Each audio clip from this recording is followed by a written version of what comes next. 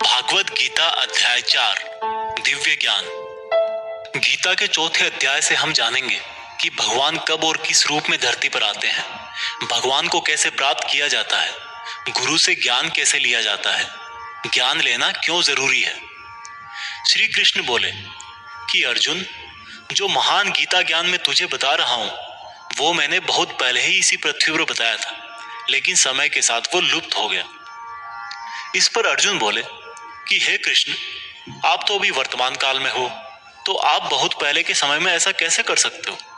श्री कृष्ण बोले कि अर्जुन, तुझे नहीं पता कि तेरे और मेरे कितने जन्म हो चुके हैं। जब जब इस संसार में धर्म का नाश होता है तब तब मैं अधर्म का नाश करने इस धरती पर मानव रूप में आता हूं और कर्म करके अपना शरीर यहीं छोड़कर वापस चला जाता हूं। जिस तरह से कोई शिष्य मुझे बहुत प्रेम करता है, उसी प्रकार से मैं भी अपने शिष्यों से बहुत प्रेम करता हूं। मैंने भले ही इस संसार को बनाया है, लेकिन मैं फिर भी यह नहीं सोचता कि यह मैंने बनाया है। इसलिए मनुष्य को भी कर्म करते समय यह नहीं सोचना चाहिए कि मैं कर रहा हूं। जो मनुष्य किसी भी कर्म के फल और सुख दुख से परे होकर कर्म करता है वही सबसे अच्छा है। जिसको अपने शरीर पर कोई घमंड नहीं होता, उसको वश में रखता है, वही मनुष्यों में सबसे ऊंचा है। और अर्जुन, जो मनुष्य इस धरती में खुश नहीं रह पाता वो परलोक में भी खुश नहीं होता।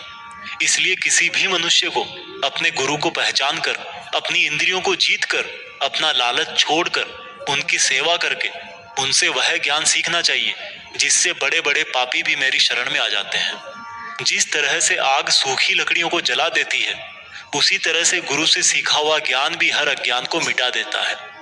हमेशा कर्म करने वाला और हमेशा मुझ में श्रद्धा रखने वाला ही मुझको प्राप्त कर पाता है। इसलिए जिसने भी कर्म योग से सभी कर्मों को और खुद को अकर्ता मानते हुए परमात्मा को अर्पण कर दिए हैं, ऐसे मनुष्य को उसके कर्म कभी नहीं बांधते।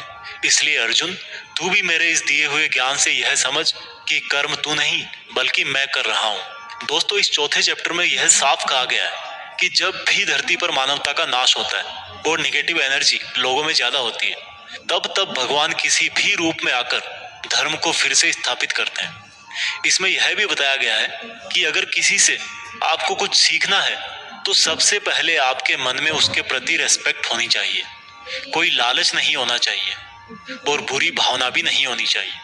और ये नॉलेज लेना और सीखना हमारे लिए जरूरी क्यों है?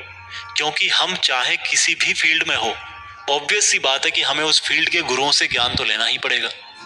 और ज्ञान ऐसा तरीका है जो इस लाइफ में आपके टारगेट से और उस लाइफ में आपके परमात्मा से मिला सकता है।